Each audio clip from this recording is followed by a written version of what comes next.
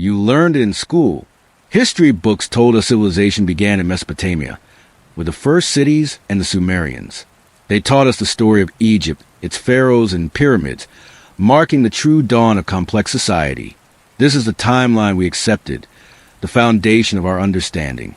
But what if that foundation is built on sand? What if the most profound secrets of humanity's past are buried far deeper, challenging every date, every assumption, and every chapter you've ever read? So settle back, let your mind drift, and allow the whispers of the ancient world to guide you as we explore the ruins that rewrite humanity's story. For decades, the accepted narrative was clear. Human beings were simple hunter-gatherers, constantly moving, following game, their lives dictated by survival. Then, around 12,000 years ago, something changed. People began to cultivate plants, domesticate animals, and settle in one place. This agricultural revolution, so the story goes, led directly to villages, then towns, then the great civilizations of the ancient Near East. First, the small settlements, then the need for organization, then the rise of priests and kings, monumental architecture, and the explosion of culture. It was a neat, logical progression. But beneath the rolling hills of southeastern Turkey, near the ancient city of Urfa, there lies an anomaly that shatters this tidy picture. A place so impossibly old, so grand in its design, that it forces us to reconsider everything. This is Göbekli Tepe. Unearthed slowly, meticulously, over decades, this site presents a breathtaking challenge to our understanding of human ingenuity. It is a series of massive, intricately carved stone circles and T-shaped pillars, some weighing tens of tons, arranged with precision that defies its age. These structures, silent sentinels from forgotten era, were not built by farmers. They were built by people who, by all accounts, should have been far too primitive for such an undertaking. The mainstream archaeological view, before Göbekli Tepe, held that only settled, agricultural societies could gather the labor, organize the planning, and possess the necessary social complexity to construct monumental sites. Such feats required a surplus of food, a division of labor, and a hierarchical structure that simply didn't exist among nomadic hunter-gatherers. Hunter-gatherers lived day to day. Their focus on sustenance, their technology limited to basic tools for hunting and foraging. Their cultural output, while artistic, was understood to be temporary, portable, or simple. Permanent, massive architecture was seen as a hallmark of agricultural civilization, emerging much later, often around 10,000 BC, with sites like Catalhoyuk often cited as early examples of settled life, but still without the scale of Göbekli Tepe. But there's a profound problem with this established timeline when we look at Göbekli Tepe. Radiocarbon dating has pushed its construction back, not by hundreds, but by thousands of years.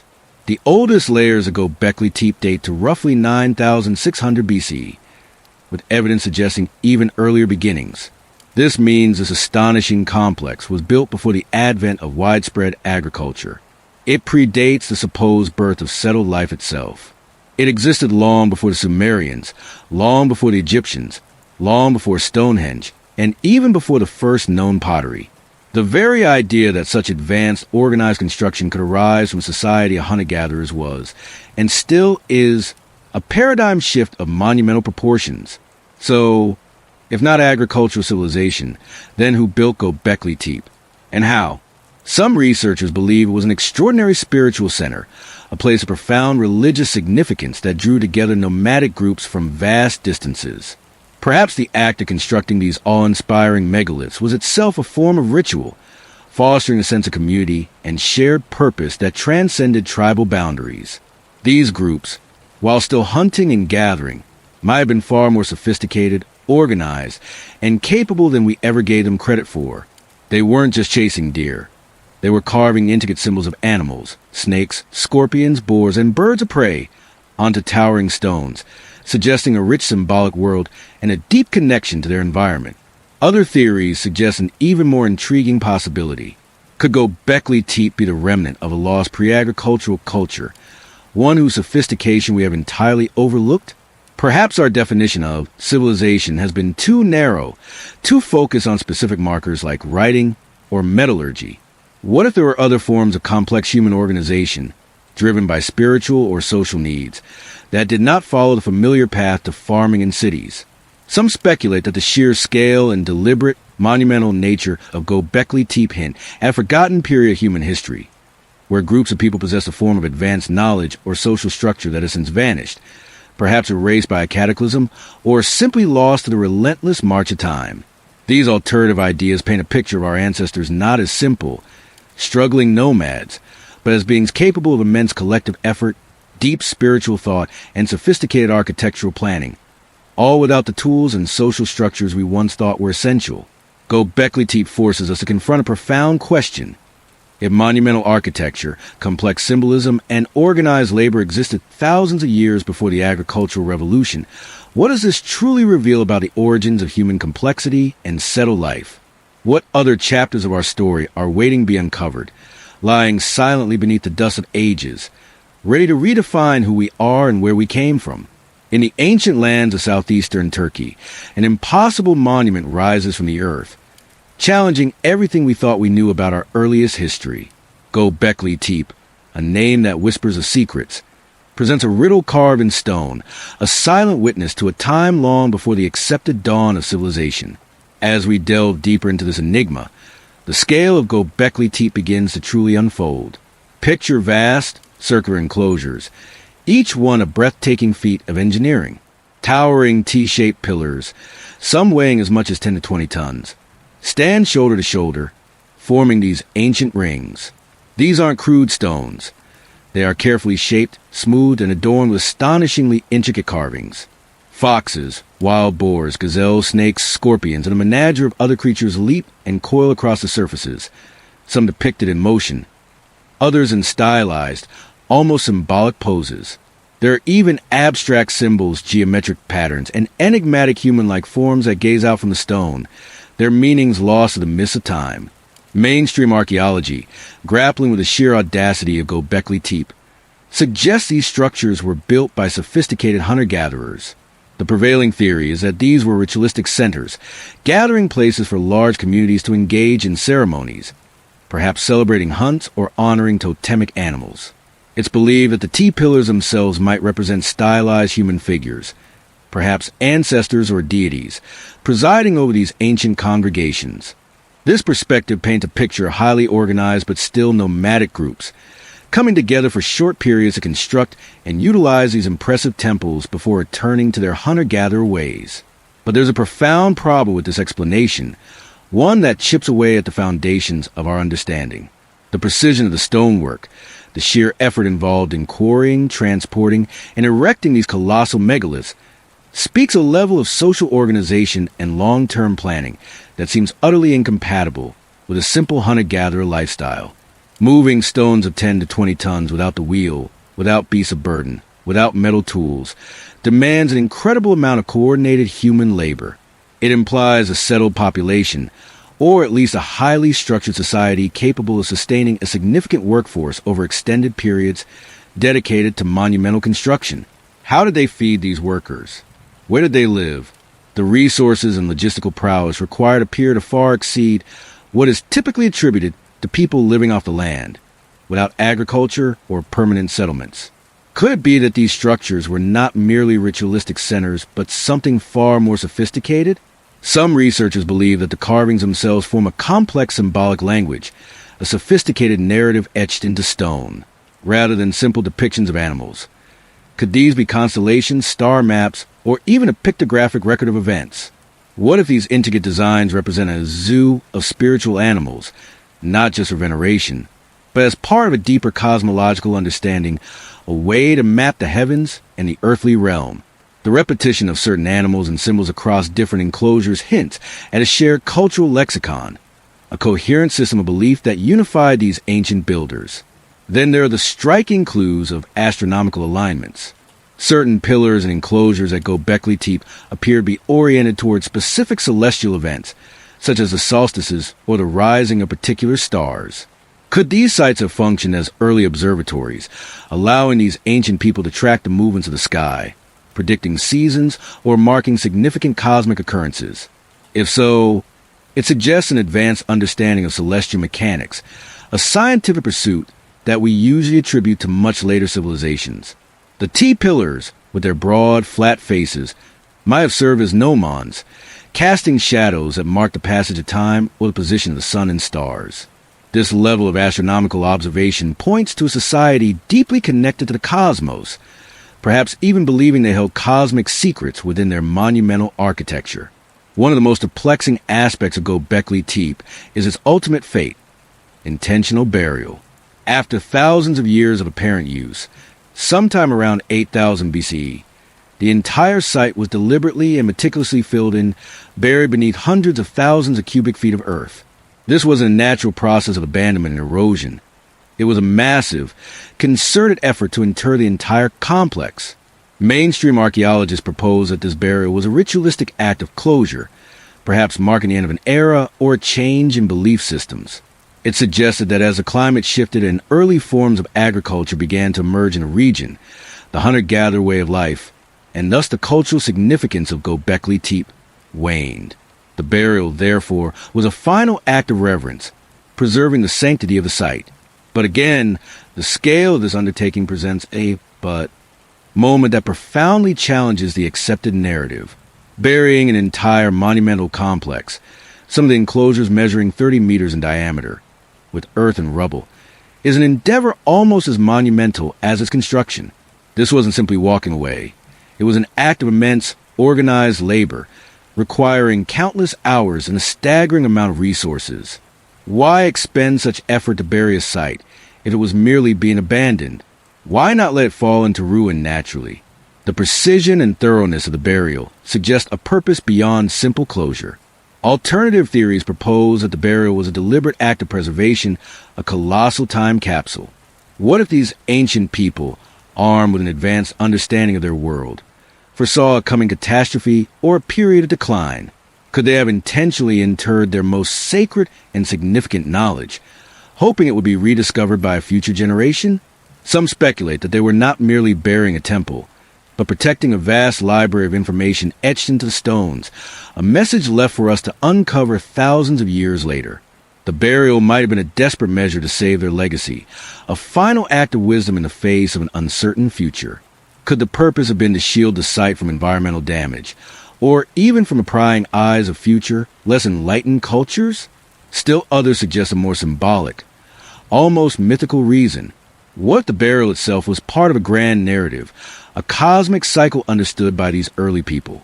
Perhaps the act of interring the first temple was a necessary step in their spiritual journey, a seeding of the earth for future growth, or even a reenactment of creation myth where the world was born from the earth itself. The meticulous nature of the burial, far from haphazard, implies a deep philosophical intent behind the monumental effort. If these structures were indeed astronomical observatories, sophisticated narrative devices, or even a deliberate time capsule of knowledge, then the implications are staggering. How did people without metal tools, without established agriculture, and without permanent settlements achieve such engineering, symbolic, and potentially scientific sophistication? And perhaps even more importantly, why was such a monumental achievement, a potential cradle of civilization, intentionally buried and forgotten for millennia? The secrets of Göbekli Tepe lie not just in its construction, but in its enigmatic disappearance, leaving us to wonder about the true depth of knowledge held by our ancestors from a time we have barely begun to comprehend. We'll look deeply into Göbekli Tepe, a place that whispers of ancient knowledge and profound purpose, deliberately buried for reasons we still struggle to comprehend. But this incredible site, challenging everything we thought we knew about early human capability, might not be an isolated wonder. What if Göbekli Tepe is just one piece of a much larger, forgotten tapestry? Journeying just 35 miles east through the rugged, beautiful landscapes of southeastern Turkey, we find another enigma emerging from the earth. This is Karahan Tepe, a site that echoes Göbekli Tepe in its monumental scale and perplexing age, yet possesses a distinct, perhaps even more ancient, voice. Discovered in 1997 and only recently undergoing extensive excavation, Karahan Tepe is beginning to reveal a world that compels us to rethink the very dawn of human complexity. Imagine a vast complex, carved almost entirely into the bedrock of a hill. Here, Instead of the towering, freestanding T-pillars of Göbekli Tepe, we find rows of colossal, T-shaped monoliths, often still connected to the earth from which they were hewn. But Karahan Tepe offers something more intimate, more human-like in its symbolism. A central chamber, hewn deep into the rock, houses a captivating array of figures. 12 distinct humanoid sculptures rise on the floor, their heads missing, their bodies intertwined, forming a ritualistic circle around a central, deeply carved pillar. This pillar, notably smooth and polished, rises from the earth with distinct phallic appearance, giving the site its local nickname, the Pillar Hill. It stands as a silent, powerful totem, surrounded by a headless congregation. The meticulous craftsmanship extends beyond these figures. Everywhere, we find evidence of sophisticated engineering, a network of shallow channels carved into the stone floors, leading to a deep basin. Some researchers believe these channels were designed to collect rainwater, channeling it into specific pools, perhaps for ritual purification or ceremonial libations. Others speculate they were part of a complex water management system, vital in this arid landscape. The entire complex, with its rock-cut platforms, benches, and chambers, feels like a deliberate creation, a sprawling open-air sanctuary designed for purpose and precision. The scale of the excavation, the sheer amount of stone removed and shaped by people without metal tools, is baffling. It speaks of an immense communal effort, a society capable of organizing hundreds, if not thousands, of individuals toward a single monumental goal. From a mainstream archaeological perspective, Karahan Tepe is understood as another significant site within the pre-pottery Neolithic period, roughly contemporary with, or perhaps even slightly predating, Göbekli Tepe. It is seen as part of a broader cultural complex in Upper Mesopotamia, a region teeming with evidence of early settled life and ritualistic practices. Archaeologists suggest that sites like Karahan Tepe and Göbekli Tepe represent early forms of complex society, driven by shared spiritual beliefs and the need for communal gathering. They highlight the sophisticated hunter-gatherer societies of the era, capable of monumental construction before the full advent of agriculture. The distinct symbolism, they argue, shows regional variations within a shared cultural sphere, each site expressing similar underlying beliefs in unique ways. It is a testament, they say, to the ingenuity and spiritual depth of humanity at the very cusp of civilization. But there is a whisper here, a subtle discord that challenges the conventional harmony. While certainly part of the same general era, Karahan Tepe possesses a distinct character that hints at more than just regional variation. Its emphasis on humanoid forms, stark and powerful, contrasts sharply with the predominantly animalistic symbolism of Göbekli Tepe. The architectural approach also differs. Karahan Tepe is largely carved into the living rock, shaping the landscape itself, while Göbekli Tepe features freestanding megalithic structures carefully placed within circular enclosures.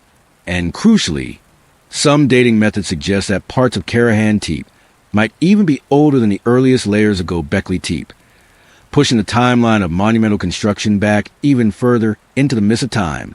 This isn't merely another ritual site. It feels like an independent, yet equally profound cultural expression, perhaps even a direct ancestor.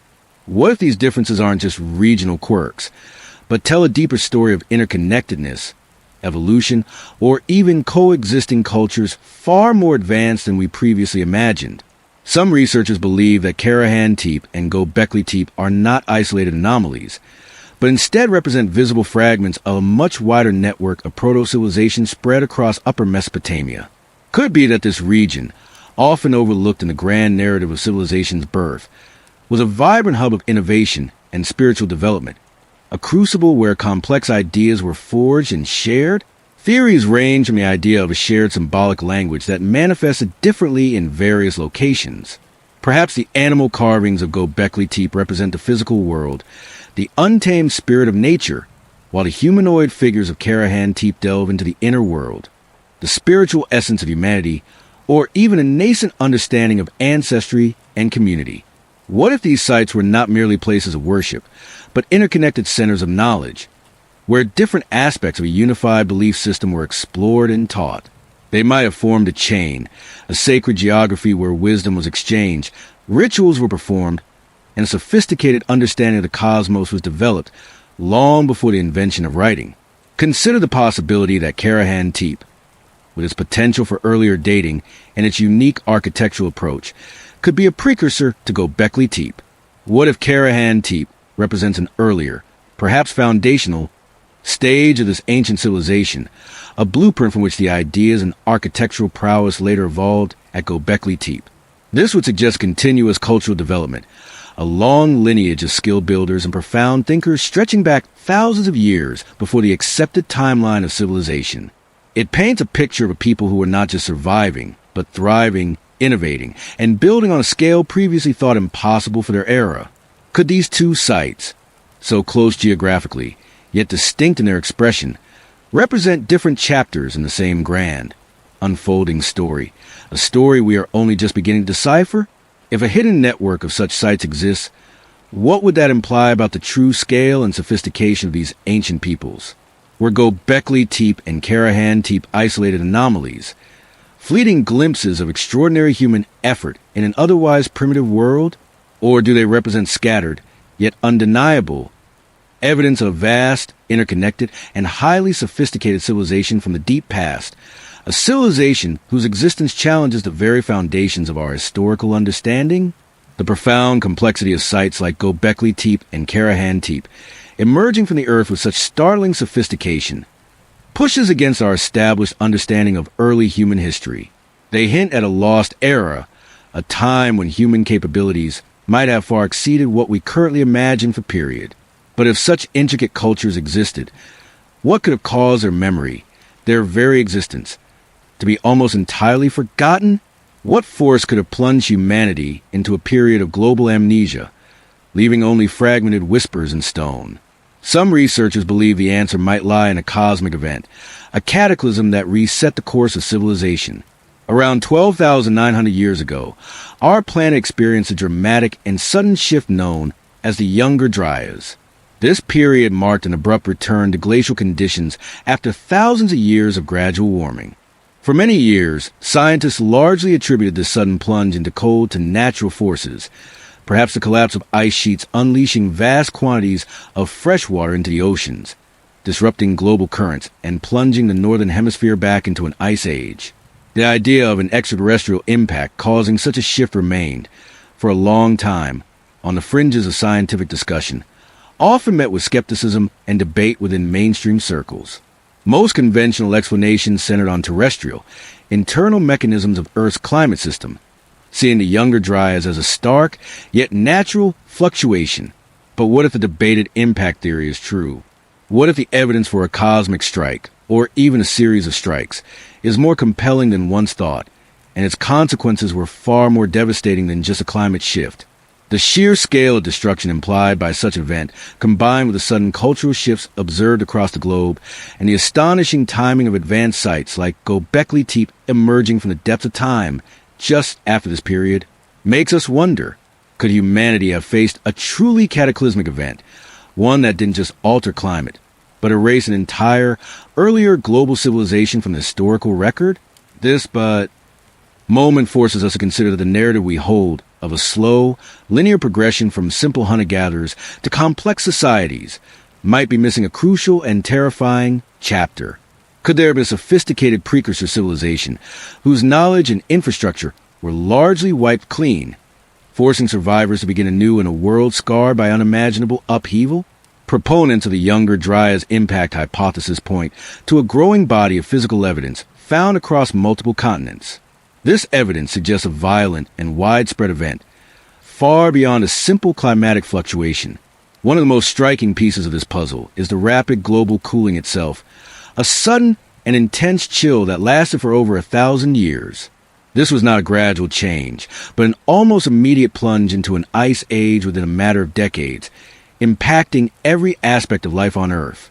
The temperatures plummeted, glaciers advanced, and vast swathes of land became uninhabitable. Alongside this drastic climate shift, the planet witnessed the sudden and widespread extinction of a significant portion of its megafauna. Giant sloths, woolly mammoths, saber-toothed cats, and many other large animals that had roamed the earth for millennia vanished almost simultaneously across North and South America. While climate change and human hunting are often cited as factors, the abruptness and the global nature of these extinctions, tightly correlating with the Younger Dryas boundary, suggests an additional, more immediate cause. It felt as if a switch had been flipped, silencing entire ecosystems overnight. Further evidence for an impact event comes from geological layers dating precisely to this time. Researchers have discovered widespread layers of soot and charcoal across numerous sites, indicating massive wildfires that scorched vast landscapes on an unprecedented scale. These fires were not isolated incidents, but seemed to erupt simultaneously across continents, suggesting a widespread trigger event. Imagine entire forests, grasslands, and even parts of what might have been early human settlements, consumed by an inferno of unimaginable intensity. Perhaps even more compelling are the microscopic signatures found within these Younger Dryas boundary layers. Scientists have identified microscopic spherules, tiny glass-like beads, that are formed when material is subjected to extreme heat and pressure, typically associated with an extraterrestrial impact. These spherules, often found embedded in the layers of soot and charcoal, are scattered across North America, Europe, and parts of Asia, appearing as silent witnesses to a colossal fiery event.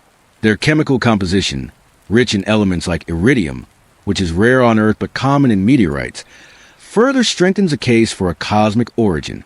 Adding to this microscopic forensic evidence are nanodiamonds.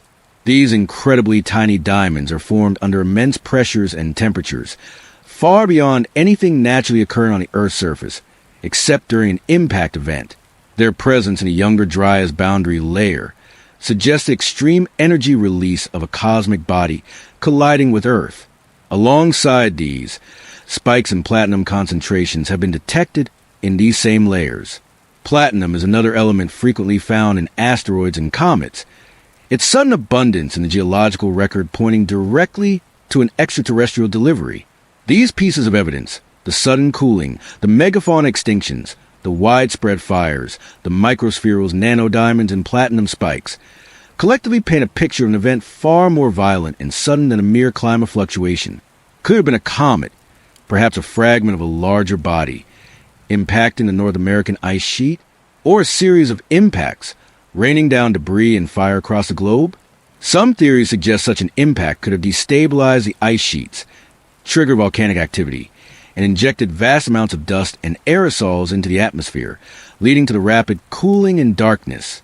The implications of such a cosmic cataclysm are staggering, especially when we consider its potential effect on human development. What if, prior to this event, humanity had achieved a level of sophistication we are only now beginning to uncover in sites like Göbekli Tepe and Karahan Tepe? A global impact event would have caused immense devastation. Tsunamis, earthquakes, continent-spanning fires, and a prolonged period of darkness and cold. It could have shattered existing societies, wiped out populations, destroyed infrastructure, and crucially, erased much of the accumulated knowledge. Survivors would have been plunged into a desperate struggle for survival, their advanced understanding reduced to fragmented myths and barely remembered skills. This perspective offers an alternative explanation for the global flood narratives that appear in mythologies of cultures worldwide, from the Epic of Gilgamesh to indigenous American legends. Could these stories be the collective, fragmented memory of humanity struggling to comprehend a real, planet-altering event, a sudden cataclysm that reshaped the world and brought civilization to its knees? These tales, passed down through generations, speak of a world drowned, a time when the heavens rained destruction, and only a select few endured to rebuild. If this theory holds true, then the rise of complex monumental architecture at Göbekli Tepe, so incredibly ancient and seemingly out of place, takes on a new significance. Perhaps it wasn't the beginning of human architectural ambition, but rather a resurgence, a desperate effort by the traumatized survivors of a cosmic catastrophe to preserve what little knowledge remained, to reconnect with the cosmic order they once understood, or to mark a profound turning point in human history. They build anew, with tools we deem primitive, but with a knowledge that might have been the last flicker of a once brighter flame. Did a cosmic cataclysm plunge humanity into a profound dark age, forcing survivors to rebuild from scratch in a harsh, unfamiliar world, and leaving us with only fragmented memories, mysterious ruins, and a lingering sense of a past we have yet to fully remember? The echoes of a cataclysm, like the Younger Dryas, suggest a past reset, a global forgetting. But what if this grand amnesia was incomplete? What if fragments of an earlier, sophisticated world remained, hidden in plain sight, scattered across our planet? As we journey beyond the Fertile Crescent, we find strange anomalies that challenge the timeline of human ingenuity and reach, remnants perhaps of civilization that thrived before the ice sheets melted and the oceans rose. Consider the enigmatic formations submerged off the coast of Yonaguni, Japan. Deep beneath the waves, divers have discovered a colossal structure, an impossibly massive monument of rock. It features terraces, straight walls, sharp corners, and even what some describe as steps and a triangular pool.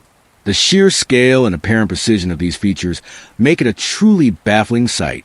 Mainstream geology largely argues that the Yonaguni Monument is a natural rock formation, shaped by geological forces over countless millennia. The soft sandstone, exposed to currents and fault lines, could, in theory, create striking regular patterns. Scientists suggest that the appearance of steps and platforms is merely a trick of the eye, pareidolia, where the mind seeks familiar patterns in random shapes. They point to similar natural formations found elsewhere. But there's a problem with this explanation. The structures at Yonaguni display an uncanny symmetry and organization that makes many observers pause. There are perfectly straight edges, sharp 90-degree angles, and flat surfaces that appear almost carved. The monumental scale seems deliberate, far too uniform for the usual chaotic artistry of nature. How could currents alone chisel such precise, almost architectural forms? The presence of what look like carved animal figures in large, precise holes only deepens the mystery. So, what if the Yonaguni Monument is not a natural formation? Alternative theories suggest it could be the ruins of a submerged ancient city, a lost civilization swallowed by the sea. Some researchers believe it was built during the last ice age, when sea levels were much lower, and then inundated as the planet warmed. If this is true, it would push back the timeline for monumental architecture and advanced engineering in East Asia by tens of thousands of years, far beyond our current understanding. Could it be a testament to seafaring builders from a forgotten epoch, a time before recorded history? The question remains, if a civilization was capable of constructing such a massive, precise structure, possibly before the end of the last ice age, what other secrets lie hidden beneath the ocean surface, waiting to reshape our view of the past? Further across the vast ocean, in the shallow turquoise waters of Bimini in Bahamas, lies another bewildering underwater enigma, the Bimini Road. This long, incredibly straight stretch of limestone blocks creates a path-like formation approximately half a mile long, submerged just a few feet beneath the surface. The blocks are remarkably uniform in size and shape, appearing almost perfectly cut and laid out in a distinct pattern. For many conventional geologists, the Bimini Road is simply a natural phenomenon. They propose it is a beach rock formation, a type of sandstone created by the cementing of sand and shell fragments. They argue that natural erosion and fracturing could explain the appearance of individual blocks, and that their linear arrangement is purely coincidental, a result of geological processes. The sea, they suggest, can create surprisingly ordered patterns over vast spans of time. But there's a compelling argument against this natural explanation. The blocks of the Bimini Road are not just randomly fractured rocks. Many appear to be rectangular or square, some weighing several tons, laid out in an almost impossibly straight line, with smaller, irregularly shaped stones often placed beneath the larger ones, as if used for leveling. This pattern strongly suggests intelligent design and careful placement, rather than the haphazard work of natural forces. The uniformity of the blocks and their distinct arrangement defy the typical chaotic forms of natural erosion. This leads to powerful alternative theories. Some explorers and researchers believe the Bimini Road is a remnant of an ancient harbor or a ceremonial pathway, built by a sophisticated culture that existed when sea levels were significantly lower. Could it be a part of the legendary lost city of Atlantis? As some psychics and researchers have claimed, a testament to an advanced civilization that vanished beneath the waves? Others suggest it was built by an ancient people with maritime skills we cannot yet comprehend, a forgotten race of navigators. If these perfectly aligned, massive stones were deliberately placed by human hands, it means a culture with advanced engineering and organization existed in the Americas thousands of years earlier than traditionally thought. Was the Bimini Road a sophisticated construction, a link to a civilization lost to the rising tides? The ocean floor, a vast and unexplored frontier, holds countless other potential mysteries. Reports from around the world speak of other underwater structures, from enigmatic walls in the North Sea to possible ruins off the coast of India and Cuba, all submerged in waters that once were dry land during the Ice Age. These sites, if confirmed as artificial, would add weight to the idea of a widespread, pre-Ice Age maritime civilization. Mainstream science remains cautious, often requiring extensive archaeological verification that is difficult and costly in deep water environments. Many report anomalies are dismissed as natural geological features, optical illusions, or even outright hoaxes. Without direct excavation and dating, they remain firmly in the realm of speculation for conventional archaeology. But the sheer consistency of these reports from various parts of the globe, each hinting at sophisticated constructions now swallowed by the sea, presents a profound challenge. The rising sea levels at the end of the Younger Dryas, which we explored earlier, would have submerged vast coastal plains, precisely where early, advanced settlements would likely have thrived. Could these scattered underwater anomalies be the drowned remnants of a once flourishing global civilization, swept away by the melting ice? The very nature of the ocean means countless secrets could be preserved, untouched by surface erosion or human development, simply waiting for us to find them. If ancient cultures possessed the technology and organization to build and thrive in coastal regions now thousands of feet beneath the waves, then our understanding of human ingenuity in the deep past must be profoundly reevaluated. What forgotten technologies allowed these people to live and build in an age we consider primitive? The evidence of advanced knowledge isn't confined to submerged ruins. It also surfaces in incredibly complex, undated maps and ancient cartography. Take, for instance, the Pyrie Reis map, drawn in 1513, which appears to depict parts of the Antarctic coastline, astonishingly without ice. This coast was supposedly not discovered until the 19th century, and its ice-free state would indicate a time far, far earlier. The Orontius Phineas map of 1531 also shows Antarctica with rivers and coastlines that match modern seismic surveys of the land beneath the ice sheet. Conventional historical accounts struggle with these maps. They suggest the maps are composites, drawn from various sources, perhaps combining genuine ancient knowledge with later interpretations, or that the depiction of Antarctica is merely coincidental, a result of guesswork or a distorted understanding of other known lands. They highlight that the Pyrie Reis map itself has inaccuracies in other regions. It is a puzzle, but one that mainstream historians often attempt to solve with contemporary knowledge of the mapmaker's time. But the detail and accuracy in depicting regions that should have been entirely unknown or covered by ice for millennia creates a potent but moment.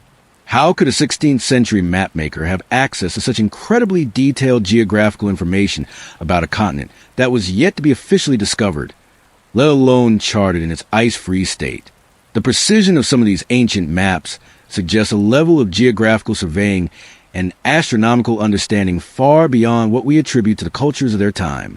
Alternative theories propose that these maps are copies of copies, passed down through generations from a much older, lost civilization that possessed global mapping capabilities. Perhaps a pre-Ice Age culture with advanced navigation and cartography created these original charts, preserving knowledge of the Earth's geography before the glaciers melted and reshaped the continents. Could they be a legacy from a forgotten era of global exploration and scientific prowess? If these maps truly contain accurate representations of lands thousands of years old, it implies that a highly advanced cartographical civilization existed long before the Sumerians or Egyptians, a civilization capable of exploring and charting the entire globe. Who were these master cartographers, and how did their knowledge survive? Finally, we turn our gaze to the deep earth, to incredibly complex and undated cave systems that suggest human activity on a scale we rarely consider. While many cave systems are natural, some reveal signs of extensive modification, engineering, and purpose that defy easy explanation. Consider the vast, intricate networks of tunnels and chambers, like the Derinkuyu underground city in Turkey, or other less understood subterranean labyrinths around the world. Though Derinkuyu is often attributed to later periods, Some elements hint at far older origins or earlier, unknown phases of construction. The scale of these underground complexes, the advanced ventilation systems, the ability to sustain thousands of people, hints at capabilities far beyond simple shelter. Mainstream archaeology typically dates such sophisticated underground complexes to specific historical periods, often as refuges from invasion or religious sites, built by known historical cultures. They attribute the construction to tools and techniques known for those eras, even if the sheer scale of the work remains impressive. But the sheer scale and complexity, especially in some undated or ambiguously dated cave systems, raise critical questions. How were such enormous networks of tunnels, rooms, and even entire underground cities carved out of solid rock, often with remarkable precision, by cultures we consider technologically limited? The purpose of some of these deep, intricate systems goes beyond simple dwelling, hinting at more complex uses, perhaps for knowledge preservation or even unknown energy applications. The very age of some of the earliest phases of these constructions is debated, sometimes suggesting much deeper antiquity. Alternative theories speculate that some of these subterranean complexes were built as refuges from a global catastrophe, perhaps the Younger Dryas impact, designed to protect knowledge and populations. Others suggest they represent a hidden aspect of ancient civilizations, vast hidden cities or networks, carved by peoples with forgotten technology. Could they be the ultimate form of preservation, safeguarding ancient wisdom beneath the ground for millennia? If humanity was capable of such massive, sophisticated subterranean engineering in the distant past, what deeper story do these hidden worlds tell about our ancestors' resilience and technological prowess? Are these scattered enigmas across the globe? The underwater cities, the impossible maps, the subterranean wonders, mere coincidences, or are they fragmented or lost, worldwide narrative from a time we have chosen to forget? As the ice melts and the waters recede, metaphorically speaking, the true extent of human history continues to expand, demanding we reconsider the very foundations of civilization. The colossal stones and inexplicable precision we've explored thus far hint at a past far richer than we imagine. But if these global anomalies across ice and water hint at a lost, worldwide narrative, perhaps the true story lies coded in the language of the ancients themselves, their symbols. Consider the intricate carvings at Göbekli Tepe and Karahan Tepe. These sites, millennia older than conventional civilization, are not merely piles of rock. They are canvases. Across their massive pillars, we find recurring figures: vultures, snakes, scorpions, spiders, ducks, foxes, wild boars. These are not random. They appear again and again, like characters in a forgotten alphabet. The mainstream view suggests these are simply depictions of local animals, perhaps reflecting the spiritual beliefs or hunting focus of sophisticated hunter-gatherers. Early forms of shamanism, where animals held totemic power, a simple reverence for the natural world around them. But there is a problem with this explanation. Many of these animals appear in specific arrangements, almost like scenes or sequences. The famous vulture stone at Göbekli Tepe, for instance, depicts a headless human figure, surrounded by specific animals, a scorpion, and what some interpret as astronomical symbols. This seems far more complex than a mere artistic representation of local fauna. And eerily, similar animal symbols, like the eagle or serpent, recur in later, distant cultures, sometimes with remarkably similar mystical associations. Could these carvings be more than art? Some researchers believe they form a sophisticated pictographic language, a form of early writing that predates cuneiform by thousands of years. Others propose they are ancient astronomical maps, with animals representing constellations or specific celestial events. The idea is that these symbols held a deeper meaning, a universal grammar of the cosmos, a coded narrative designed to be understood across time. What if they represent a warning or a record of a cataclysm? If these are not just simple animal pictures, but a complex symbolic code, what profound message were these ancient builders trying to convey? Are we looking at a prehistoric encyclopedia of knowledge, etched in stone, waiting for us to unlock its secrets? Beyond the carvings, the very design of these sites suggests a deep understanding of the cosmos. As we touched upon earlier, there are hints of astronomical alignments at Göbekli Tepe. The circular enclosures, the orientation of the T-pillars, they seem to point to specific celestial events. This kind of precise observation requires a knowledge of the heavens that goes beyond mere seasonal tracking for hunting and gathering. Mainstream archaeology often attributes basic astronomical knowledge to early human societies, understanding the cycles of the moon and sun for practical purposes. Star-Lord is believed develops independently in many cultures as they observe the night sky. But the precision implied by some of these alignments and the complex star maps found in ancient cultures across the globe, from the intricate celestial calendars of the Maya to the sophisticated astronomical observatories of ancient Egypt, and even the star stories encoded in Australian Aboriginal paintings, seem too sophisticated for a purely independent, basic observation. The vulture stone at Göbekli Tepe has even been interpreted as documenting a specific comet impact event, perhaps the Younger Dryas cataclysm itself, pointing to an extremely deep astronomical knowledge that observed and recorded celestial phenomena over vast timescales. Could it be that these ancient cultures were not just observing the stars, but were part of a global observation network, or inherited this knowledge from a common, highly advanced source? What if they were meticulously documenting celestial events, not just for practical purposes, but to preserve crucial information, perhaps even about cosmic threats? Did these cultures merely observe the stars, or did they understand the heavens in ways we're only now beginning to rediscover, connecting earthly events to cosmic rhythms? This deep past also echoes with universal narratives. Consider the countless flood myths found in almost every major ancient culture, from the Sumerian epic of Gilgamesh to the biblical account of Noah, to stories from indigenous tribes in the Americas, Africa, and Australia. The motifs are strikingly similar: a great deluge, a chosen family or individual, a vessel or ark, and often a divine warning. The mainstream perspective often attributes these flood narratives to localized, dramatic flooding events that occurred frequently in ancient riverine civilizations. It is thought that human imagination naturally creates stories of survival against powerful natural forces, leading to similar themes across different cultures. But the sheer ubiquity of these tales, their shared motifs, and their presence in cultures separated by vast oceans and millennia, defies simple independent development. The timing of many of these myths and their descriptions of widespread destruction align eerily with the geological evidence for a global cataclysm like the Younger Dryas event. It feels too consistent to be coincidental. What if these aren't just local folk tales?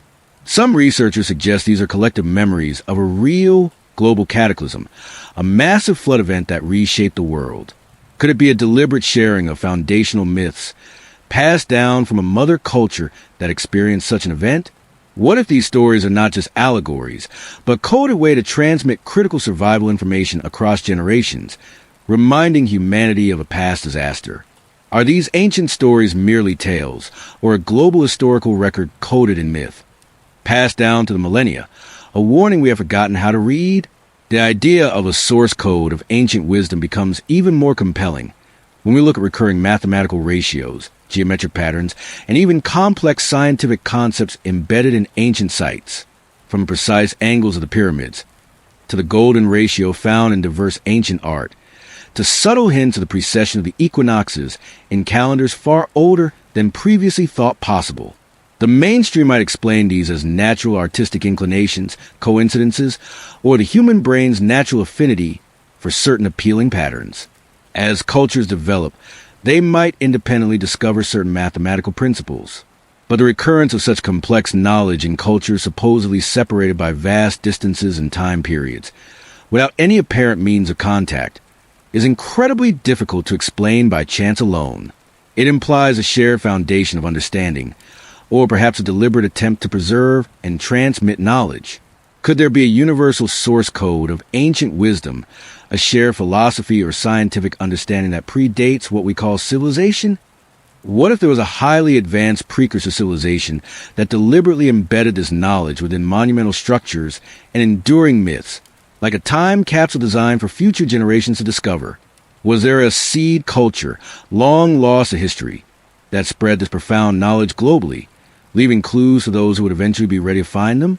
The symbols carved into stone, the celestial alignments, the echoes of global flood, they all whisper a profound intelligence, a shared memory, and a sophisticated understanding far beyond what we typically assign to our ancient ancestors.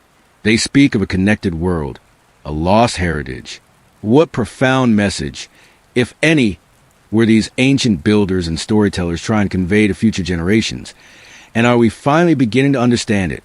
Perhaps, in decoding their ancient language, we are not just rewriting history, but rediscovering a part of ourselves that was deliberately hidden, waiting to be found. As we close our journey through these ancient landscapes and forgotten times, a singular, powerful truth begins to emerge. From impossibly ancient, precisely carved stone circles of Göbekli Tepe and the hauntingly human figures of Karahan Tepe, to the deep, global scars left by the Younger Dryas and the enigmatic, submerged structures scattered across our oceans, we have gathered fragments. These fragments, like pieces of a vast, broken mirror, reflect a past far different from the one we thought we knew. They speak of a shared symbolic language, a cosmic awareness stretching across continents and millennia, hinting at a connection almost too grand, too complex, to comprehend within our current historical framework. The sheer scale and sophistication of these sites, often in the absence of conventional tools, presents a profound challenge. For generations, the established narrative of human history has painted a clear, comforting picture. It tells of humanity slowly, painstakingly, clawing its way out of the primeval Stone Age. From small nomadic bands of hunter-gatherers, we are told, our ancestors progressed to settle farmers, then built small villages, which gradually expanded into the first great cities of Mesopotamia and Egypt. This linear march forward, according to the textbooks, saw each step as a gradual, incremental climb toward the complex societies we inhabit today. It's a story of constant upward progression, from simplicity to sophistication, where the oldest beginnings are, by definition, the most primitive. But the ruins we have explored, the echoes of cataclysm, and the whispers of shared wisdom tell a very different story indeed. They challenge the very foundation of this comfortable, sequential timeline. How can we reconcile sophisticated monumental architecture, intricate astronomical knowledge, and complex symbolic systems with a period supposedly devoid of organized society, metal tools, or even the basic concept of settled agriculture? The evidence, meticulously unearthed and carefully analyzed, points not to a slow, steady, continuous climb from primitive origins, but perhaps to an advanced beginning, a forgotten peak, or even multiple peaks, long before the accepted dawn of civilization. It suggests a non-linear path, where periods of profound advancement may have been followed by collapses, leaving only these baffling remnants. Some researchers, building on the evidence we've seen, believe these sites and their global counterparts are not isolated anomalies, but rather the visible tips of a vast, submerged iceberg of human history. Could it be that our ancestors, thousands upon thousands of years before the agricultural revolution, possessed capabilities, technologies, or a profound understanding of the world that we are only now beginning to dimly perceive? The mainstream view often assumes a constant, incremental progress. Yet the deep past may reveal cycles of advancement and decline, of forgotten golden ages and catastrophic resets.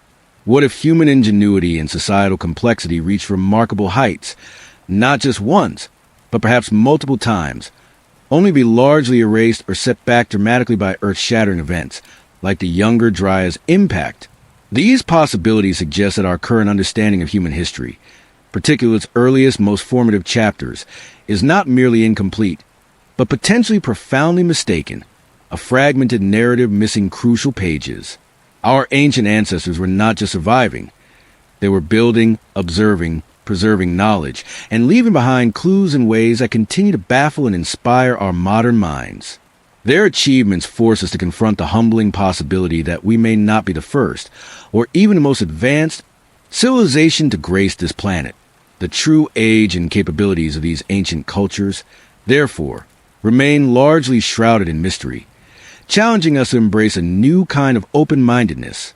To truly understand our past, we must be willing to question deeply held beliefs, to push the boundaries of conventional archaeology, and to follow the stones and symbols wherever they lead, even if it means radically rewriting humanity's grand epic story. The fragments we have unearthed are not just relics. They are profound invitations. Invitations to look beyond the established textbooks, to listen more intently to the silent testimonies of the earth, and to reconsider what it truly means to be human, to be part of an unfolding saga far richer and more complex than previously imagined. The past, it seems, is not a settled story, laid out neatly in a timeline. It is a living enigma, still breathing beneath our feet, still waiting to reveal its full scope, continually reshaping our present, and profoundly altering our future understanding of ourselves. What more lies hidden beneath the sands, within the forgotten myths, or deep within the collective consciousness, waiting patiently to be rediscovered by those willing to look with fresh eyes?